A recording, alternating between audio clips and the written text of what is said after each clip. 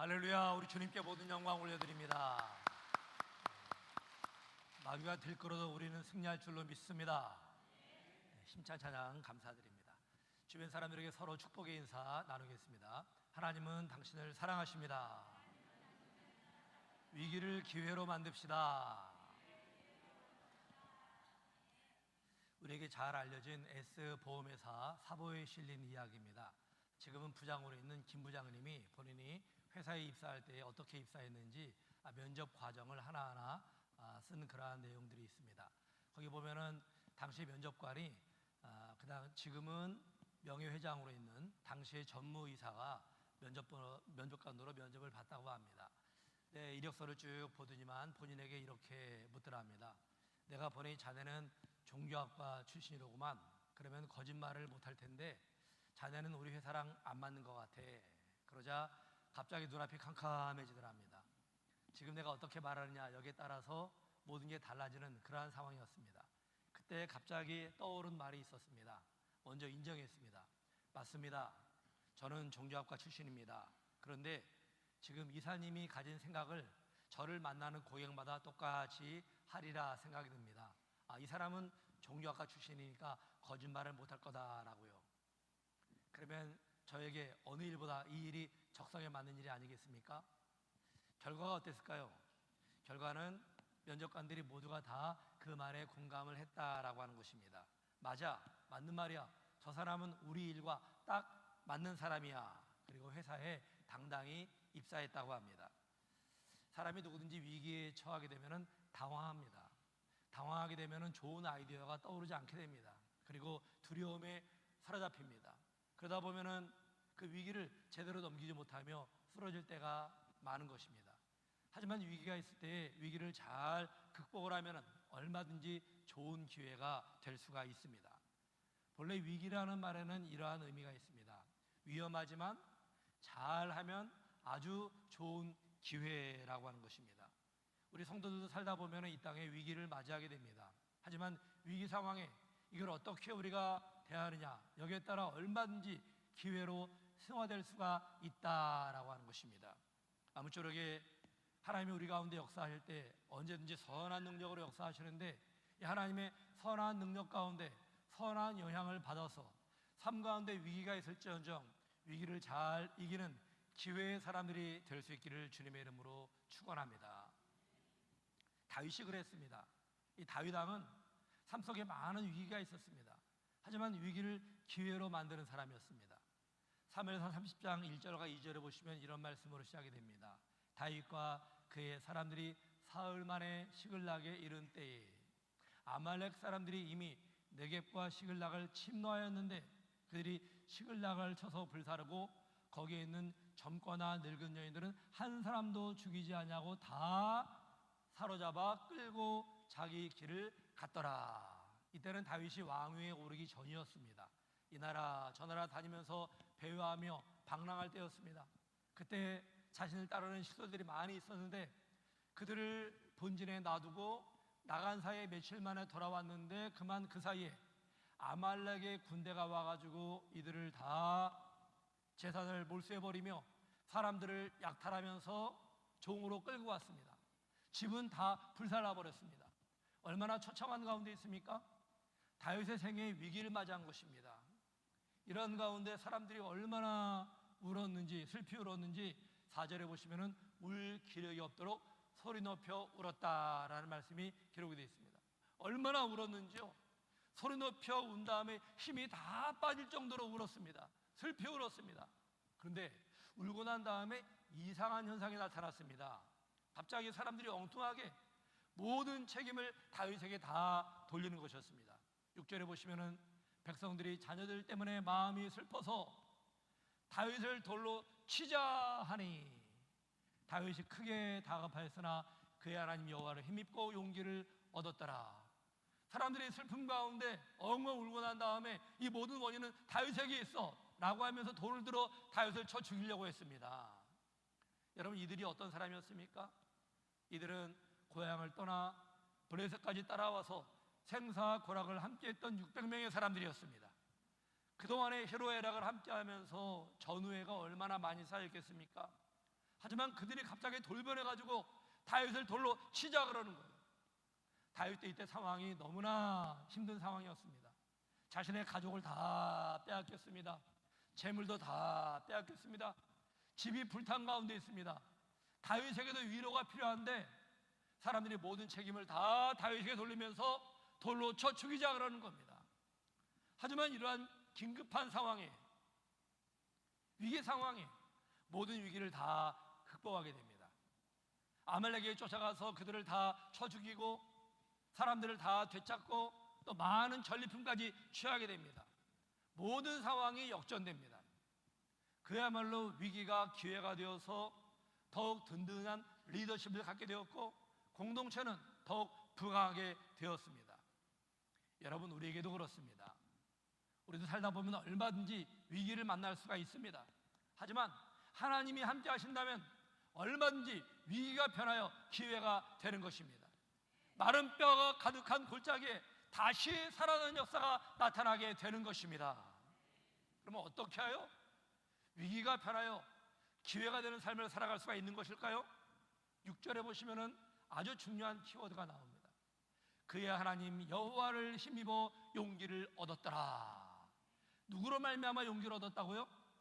하나님 여호와로 말미암아 용기를 얻었어요. 다윗이 사방팔방이 다 잿더미지만 사람들이 자기를 죽이려고 혈안이 되어 있지만 그럼에도 불구하고 위에 계신 하나님이 그에게 용기를 주셨다라고 하는 것입니다.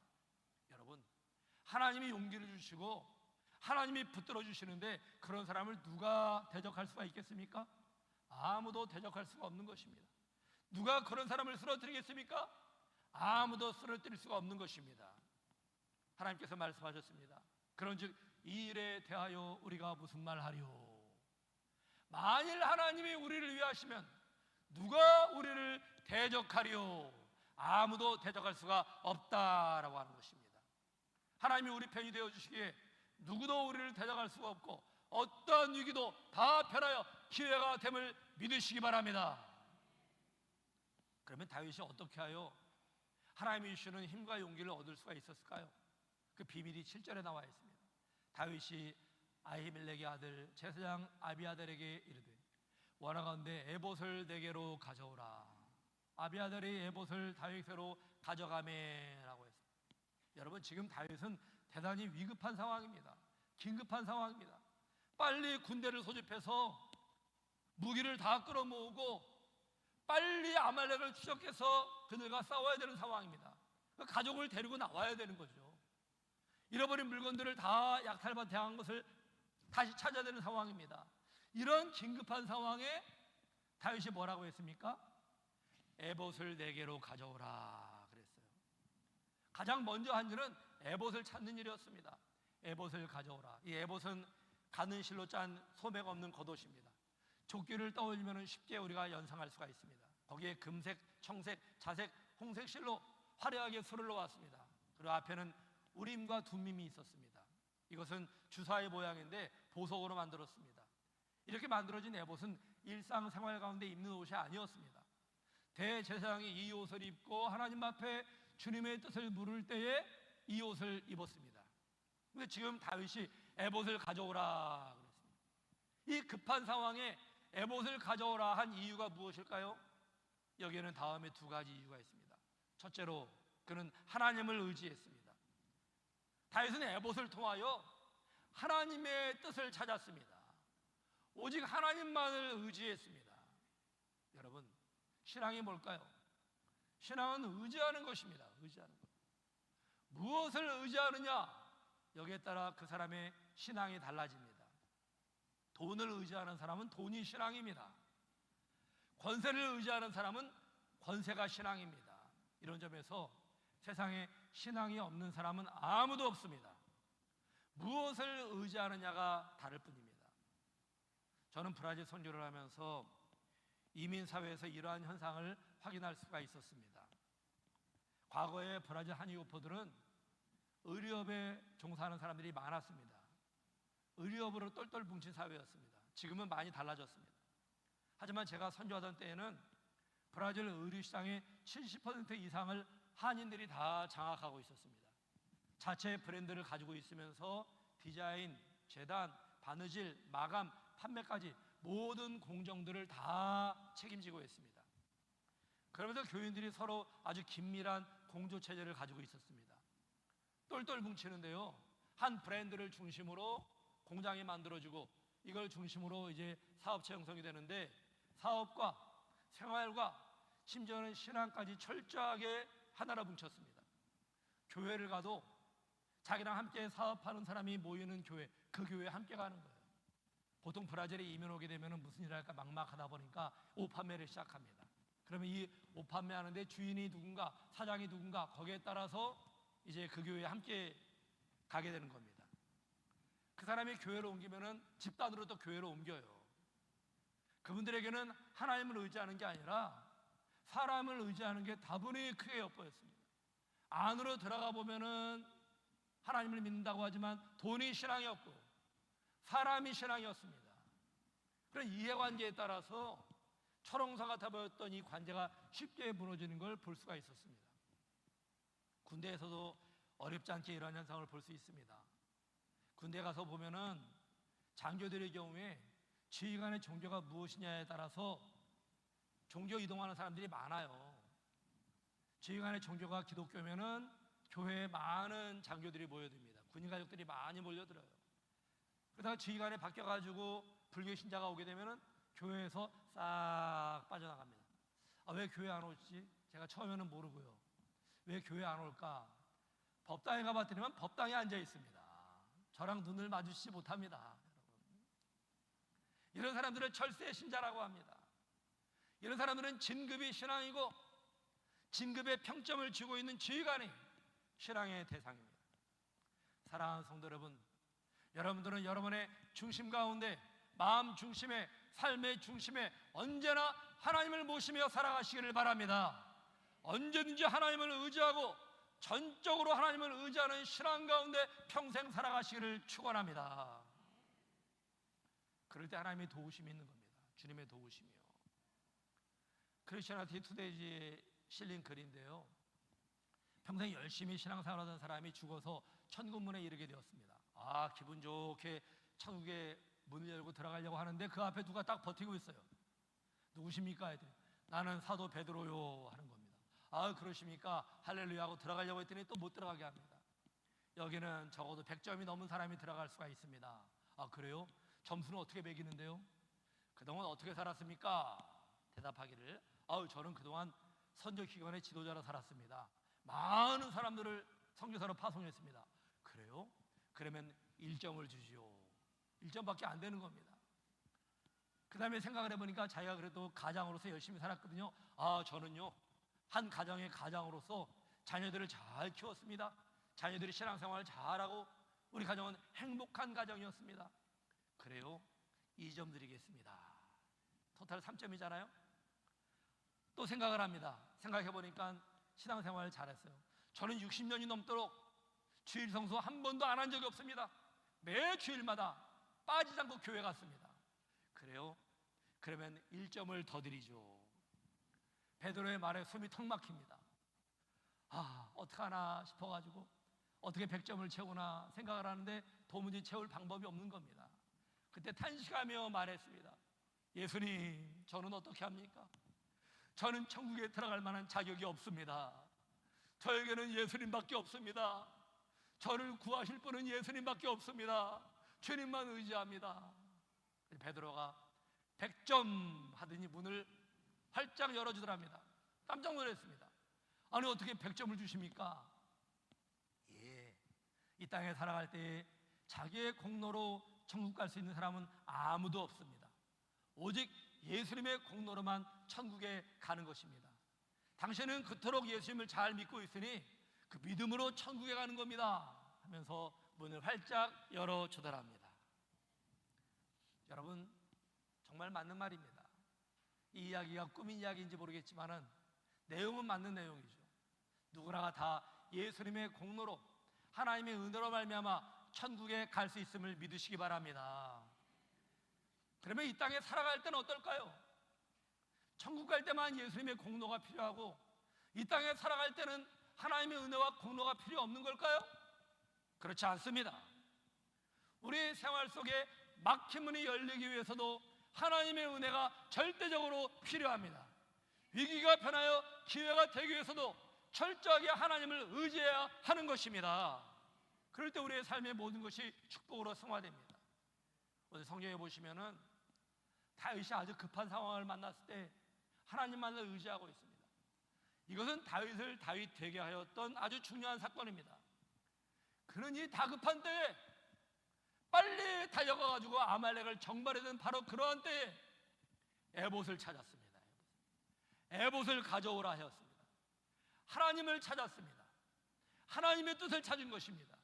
하나님을 의지한 것입니다. 자신의 능력이 아니라, 무기가 아니라, 군대가 아니라 하나님의 능력을 의지한 것입니다. 이때의 심정을 대변해주는 다윗의 고백이 있습니다. 내 주 하나님이여, 주를 의지하는 종을 구원하소서. 이게 다윗의 신앙이에요. 주님을 의지하는 이 종을 주님이 구원해 주옵소서.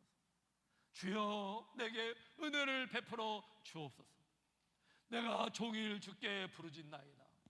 내가 종일 주님만을 의지합니다. 이렇게 주님을 의지하는 신앙이 있었기에 하나님이 다윗을 기뻐하셨습니다. 이렇게 주님을 의지하는데 하나님이 외면하시겠습니까? 이런 사람에겐 주님이 친히 역사하십니다. 주님이 친히 소망이 되어주시고 힘을 더하시며 용기와 승리를 더하여 주시는 것입니다. 우리가 주님을 의지할 때에 하나님이 우리를 바라보며 주시는 말씀이 있어요. 내가 여기 있노라 말씀하십니다. 내가 너를 도우리라 말씀하십니다. 내가 너의 대적을 친히 대적하리라 말씀하십니다. 그리고 주님이 친히 우리의 삶 가운데 개입하시며 삶의 모든 문제를 해결해 주시는 것입니다. 이 같은 역사가 여러분의 삶 가운데도 풍성히 함께 하시기를 주님의 이름으로 축원합니다. 귀순 무용수인 신영희 씨가 쓴 진달래꽃 필 때까지라는 책에 나오는 이분 자신의 이야기입니다. 이분이 커다란 꿈을 가지고 탈북을 했습니다. 탈북을 한 다음에는 자신의 꿈을 이루어가려고 했는데 너무나 앞길이 턱턱 막히는 겁니다. 너무나 괴로웠어요. 그런 가운데 낙심하고 있던 자기 남편이 뇌수술을 받아야 되는 중병에 걸렸습니다. 수술 결과가 너무나 안 좋았어요. 살아갈 가능성이 희박했습니다. 의사가 하는 말이 앞으로 평생 살아도 식물인간으로 살게 됩니다. 이렇게 말하는 거예요. 이 절망적인 상황에 이들이 의지할 만한 분은 하나님밖에 없었습니다. 그동안은 형식적으로 교회에 왔다 갔다 했어요. 이북에서도 믿는다고 하지만은 말로만 믿지 신앙생활 제대로 안 했고요. 남한에 온 다음에도 신앙의 자유를 찾아왔다. 처음엔 좋았는데 그저 교회를 왔다 갔다만 했습니다. 이런 가운데 이들이 의지할 만한 분이 오직 하나님밖에 없음을 깨닫고 하나님 앞에 전적으로 모든 걸 내어 맡기며 기도하고 또 기도했어요. 신영희 씨가 자기 남편이 수술실에 들어간 다음부터는 교회에서 살았다고 그래요. 교회에 살면서 아직 의식을 찾지 못하고 깨어나지 못하는 남편 위해서 하나님 제발 제 남편이 의식이 좀 깨어나게 해주옵소서. 하나님 제발 제 남편 좀 살려주옵소서. 하나님 제발 역사해 주옵소서. 간절히 기도하고 또 기도했습니다. 그러나 마침내 남편이 깨어났습니다. 깨어난 다음에 이런 말을 하더래요. 자기가 수술 받을 때에 어떤 거센 손이 다가와서 목을 막 누르더랍니다. 목을 꽉 조이더래요. 숨을 쉴 수가 없도록 목을 조이더랍니다. 그때 자기도 무의식 가운데 하나님, 하나님, 하나님, 하나님, 하나님만 찾았대요. 이런 상황이 아주 오랫동안 계속됐다고 합니다. 그래서 어느 순간에 갑자기 하늘에 구름이 쫙 비춰오면서 빛이 자신에게 쫙 내리쬐더래요. 빛이 쫙 내리쬐면서 자신을 억누르고 있던 이 손이 풀리기 시작하더니만 숨을 쉴 수가 있었고 그 다음에 눈을 뜨게 되었다라는 겁니다. 눈을 떴고 혼수 상태에서 벗어나면서 건강이 크게 호전되었습니다. 지금은 온몸이 건강한 가운데 정상적으로 살고 있습니다. 놀라운 기적이 나타난 겁니다. 그 이후로는 실타래가 풀리듯이 하나하나 꿈이 이루어지는 삶을 살 수가 있었다라는 간증이었습니다. 무엇입니까? 그들이 오직 하나님만을 의지하자 하나님이 그들의 삶 가운데 기적적으로 역사하신 것입니다. 할렐루야! 이러한 역사를 동일하게 체험했던 다윗이 이러한 고백을 했습니다. 여호와는 나의 힘과 나의 방패이심, 내 마음이 그를 의지하여 도움을 얻었도다. 그러므로 내 마음이 크게 기뻐하며 내 노래로 그를 찬송하리로다. 저와 여러분도 그렇습니다. 우리가 주님을 철저하게 의지할 때에 하나님이 우리의 힘과 방패가 됨을 믿으시기 바랍니다. 이 하나님을 체험한 가운데 나오는 삶의 고백, 이것이 바로 찬양입니다. 진정한 찬양입니다. 아무쪼록 주님을 철저하게 의지하는 가운데 위기 가운데 건져주시는 하나님을 체험하시고 하나님을 더욱 찬양할 수 있는 우리의 복된 삶이 활짝 열려지시기를 주님의 이름으로 축원합니다. 두 번째는 하나님의 도우심을 간구했습니다. 다윗은 지금 자신의 힘으로 어쩔 수 없는 상황에 놓여 있습니다. 이런 상황에서 에봇을 가져오라 그랬습니다. 에봇을 가져다가 어떻게 했습니까? 하나님께 물었습니다. 단순히 물은 게 아니라 하나님의 도우심을 간구했습니다. 8절에 보시면 다윗이 여호와께 묻자와 이르되, 하나님 앞에 간구한 것이죠. 내가 이 군대를 추격하면, 아말렉의 군대를 추격하면 따라잡겠나이까? 이렇게 하나님께 여쭤본 겁니다.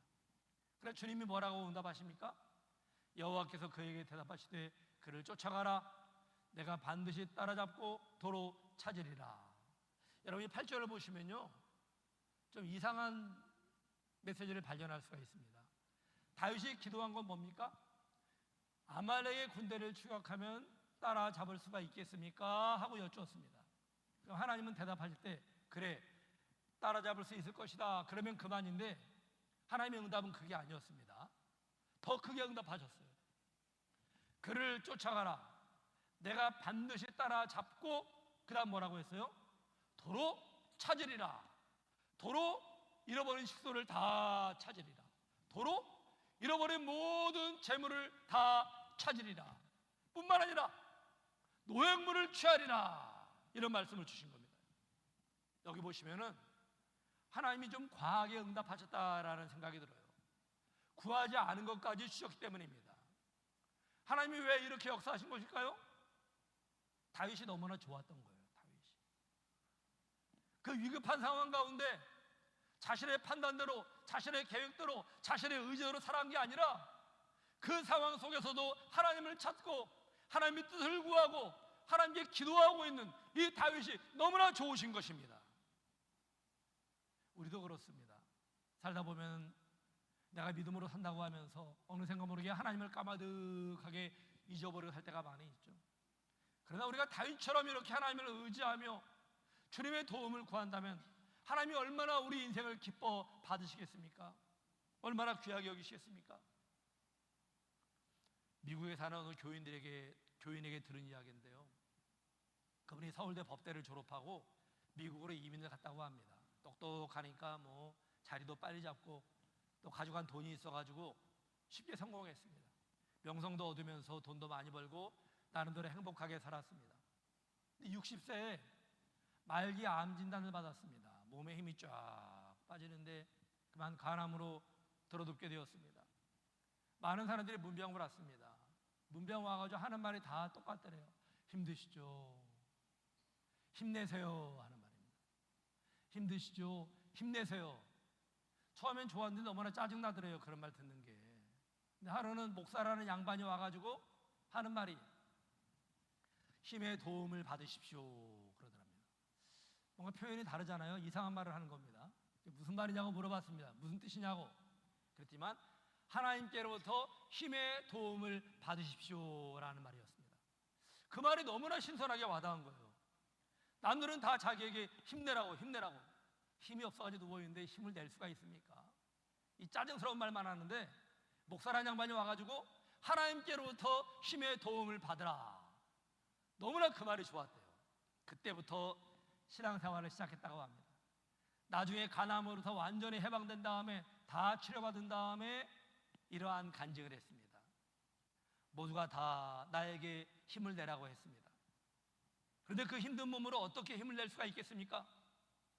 하지만 목사님만 나에게 힘의 도움을 받으라고 하셨습니다. 하나님의 도움을 받으라는 뜻이었습니다. 나에게 정말로 힘이 되는 말씀이었습니다. 여러분, 그렇습니다. 우리는 힘의 도움을 받아야 합니다. 누구로부터요? 사람으로부터요? 그렇지 않습니다. 하나님으로부터 힘의 도움을 받아야 되는 것입니다. 세상 살아가면서 내 힘으로 해결할 수 있는 일이 있는가 하면은 내 힘으로 도무지 어찌할 수 없는 상황이 있지 않습니까? 내 힘으로 역부족이고 무기력하게 상황을 바라봐야 되는 그런 때가 얼마나 많은지 모릅니다. 그럴 때는 하나님께 도움을 구해야 합니다. 그래야 위기가 변하여 기회가 되는 것입니다. 여러분도 하나님의 도움을 받으며 살아가시기를 축원합니다. 설교를 끝으로 고구마 전도왕으로 유명한 김기동 목사의 간증을 들려드리겠습니다. 이 얼굴이 아닌데 지금은 LA 소중한 교회의 담임 목사입니다. 그게 아직 믿음이 적을 때의 이야기입니다. 교회만 그저 왔다 갔다 할 때의 얘기입니다. 부인이 아직 믿음이 좋았다고 그래요.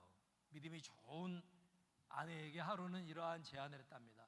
여보, 가족끼리 오랜만에 함께 나들이 갑시다. 그리고 하는 말이 우리 일베베 드리고 갑시다 그러더랍니다.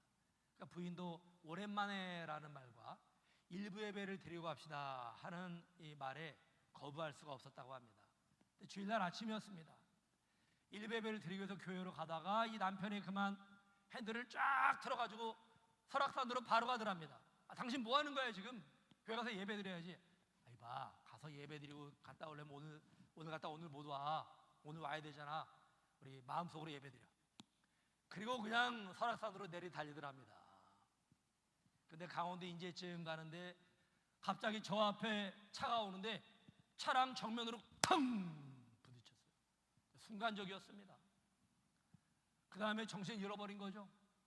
정신 차려보니까 옆에 탔던 아내는 차에 껴서 피를 줄줄줄 흘리면서 실신해 있었고, 뒤에 있던 두 아들을 봤더만 두 아들도 그냥 그 바닥에 고꾸라져가지고 정신을 잃은 가운데 있습니다. 몸을 움직이려니까 몸이 움직이질 않는 거예요. 몸이 도무지 몸을 움직일 수가 없는 겁니다. 주변에 사람들이 있나 봤더니 다니는 차도 없고 사람도 없고 아무도 없어요. 순간적으로 하나님 앞에 기도했다고 합니다. 하나님, 제가 잘못했습니다. 회개 기도가 나왔어요. 하나님, 제가 잘못했습니다. 그 다음 나온 기도가 제발 도와주세요. 하나님, 한 번만 살려주세요. 한 번만 살려주세요. 그러면 교회 잘 나가겠습니다. 신앙생활 잘 하겠습니다. 절박하게 나오는 기도였습니다. 그 다음에 다시 몸을 움직이려고 하니까 몸이 움직여지더래요. 그래서 아내를 끄집어내고 애들 끄집어내고 차를 잡아가지고 타면서 인제 아산병원으로 바로 갔다고 합니다. 그 자기는 정신을 다 잃어버렸어요. 다 정신 잃어버렸어요. 그러면서 치료가 하나하나 또 잘 이루어지게 됐습니다. 깨어나게 되었을 때 의사들이 다 놀랬다고 합니다. 봤더니만 갈비뼈가 양쪽이 다 부러졌대요. 다. 그래 몸을 못 움직이는 거죠. 갈비뼈가 다 부러졌으니. 한두 대 부러진 게 아니에요. 다 부러져 버렸지. 의사들이 다 놀라면 하는 말이 그 상태에서 가족을 데리고 여기 온 것 정말 큰 기적이라고, 도저히 할 수 없는 상황이었다. 어떻게 된 일입니까? 하나님 앞에 진정으로 회개하고 하나님의 도움을 구하며 간절히 기도하자 하나님이 그에게 역사하신 것입니다. 그 다음엔 정말 정신 차리고요, 신앙생활 잘했다고 합니다. 그 다음에 고구마 전도왕이 된 거예요. 열심히 전도하면서 신학 공부까지 하고 목사가 되었습니다. 할렐루야. 하나님의 도움을 받으며 줄면의 열심을 가졌던 신앙의 선조들의 고백이 있습니다. 삶 속에 많은 위기가 있지만 그 위기 가운데 하나님이 건져주시는 도우심을 경험했다라고 하는 겁니다. 시편 121편 1절 2절에 보시면은 내가 산을 향하여 눈을 들리라. 그 다음 고백이 아름다워요. 산을 향하여 눈을 들려. 아, 나무들이 얼마나 아름다운가. 그렇게 말하고 있습니까? 산을 향해 눈을 들면서 하나님의 손길을 지금 바라보고, 나의 도움이 어디서 올까? 나의 도움은 천지를 지으신 여호와에게서로다. 이러한 신앙이 우리 신앙이 될 수 있기를 바랍니다. 언제든지 하나님을 바라고 하나님의 도움을 구하는 가운데 삶에 위기가 있을지언정 위기가 변하여 기회가 되는 이 복된 성도의 삶을 살아갈 수 있기를 주의 이름으로 축원합니다. 우리 다 함께 일어서